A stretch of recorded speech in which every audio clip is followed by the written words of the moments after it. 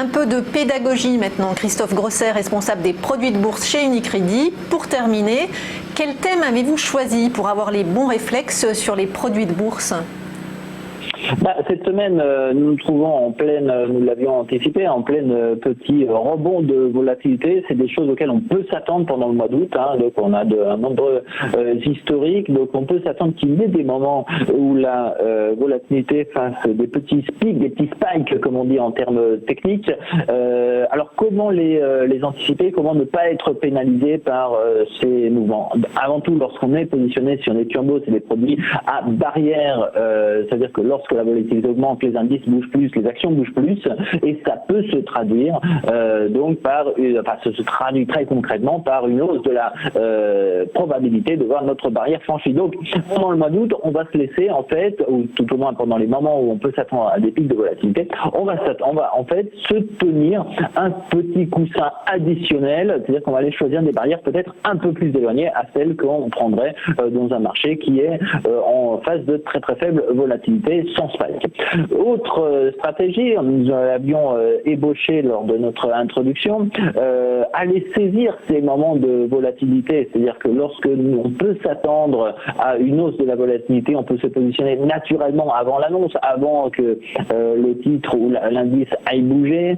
On va aller se positionner, et ça de 3 à 5 jours avant l'annonce, sur des varans, en mettant en place les stratégies dont nous avions déjà parlé, de combiner un varan call et un varan put, par exemple sur un indice, même date de maturité, en se laissant un peu de temps. Donc on n'est plus dans une stratégie directionnelle, mais sur une stratégie qui va uniquement bénéficier d'une hausse de la volatilité, qu'on prendra si notre scénario se réalise.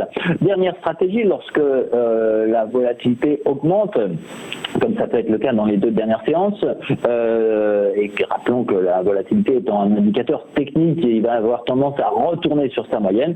Ça peut être le moment de se positionner sur des stabilities, puisque les stabilités ayant 2 barrières, on a le risque de voir, lorsque la volatilité monte, lorsque le sous-jacent bouge plus, il y a plus de chances, très concrètement, que la barrière haute ou la barrière basse soit franchie. Et donc, à ce moment-là, le prix des stabilités sur le marché est déprécié. Donc, le stability va perdre de sa valeur. Donc, une stratégie de court terme, puisque lorsque la volatilité tendra à baisser, donc de nouveau, on aura plus de chances de voir notre stabilité continuer, et donc son prix réaugmentera. Donc, des stratégies qu'on peut mettre en place, on le voit de façon assez ponctuelle, lorsqu'on est, pour le synthétiser, lorsqu'on est dans une stratégie un peu plus long terme, on va se laisser un peu plus de marge par rapport à ce qu'on était peut-être habitué à faire au cours des 2 derniers mois, tout au moins des 6 dernières semaines.